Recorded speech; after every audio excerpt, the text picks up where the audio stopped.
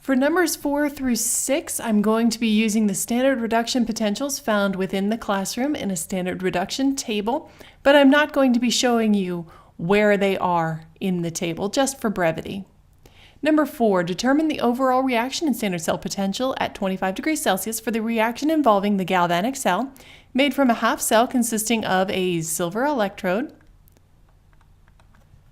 in a 1 molar silver nitrate solution. So that is a 1+ silver solution. And a zinc electrode with a zinc nitrate solution.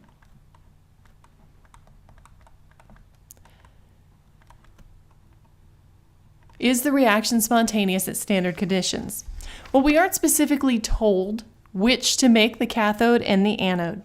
So I'm going to look up these values, and I find my standard reduction potential 0.7996 for the silver and negative 0.7618 for the zinc.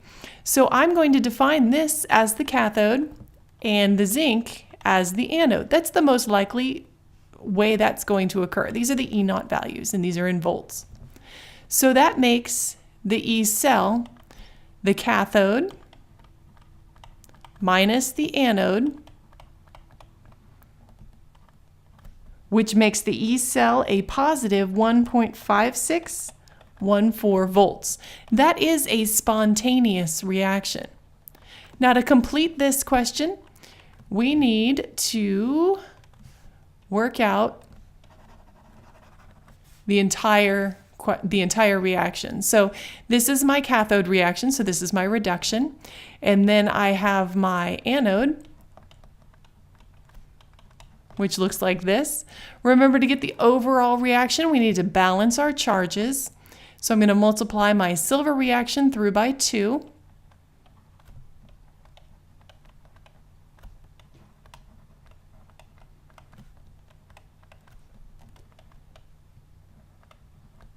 And the overall reaction would look like this.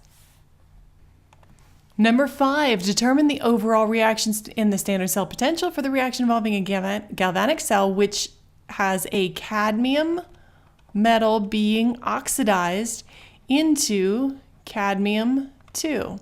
So we're told that this is going to be oxidized, therefore this is my anode.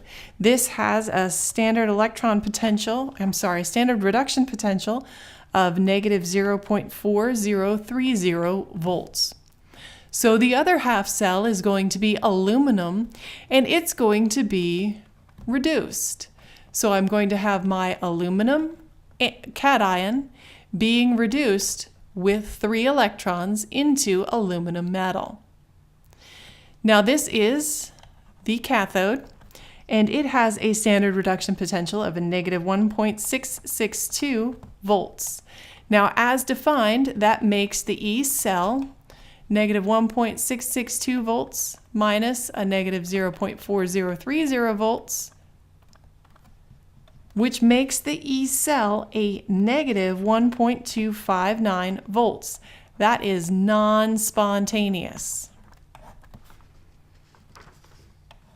Now, to find the overall reaction, I need to multiply my half reactions by a factor or by a series of factors in order to find the least common multiple.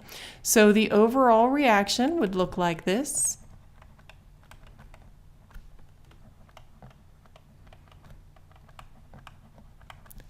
And again, as written, this is a non-spontaneous reaction. Number 6, determine the overall reaction and a standard cell potential for these reactions. Is the reaction spontaneous, etc., etc.? So we're given the cell notation here. Here's my cell notation. And we know that anodes are on the left. So I have hydrogen gas being oxidized. So this is my anode. And this is called the standard hydrogen electrode. It's called the SHE, the standard hydrogen electrode.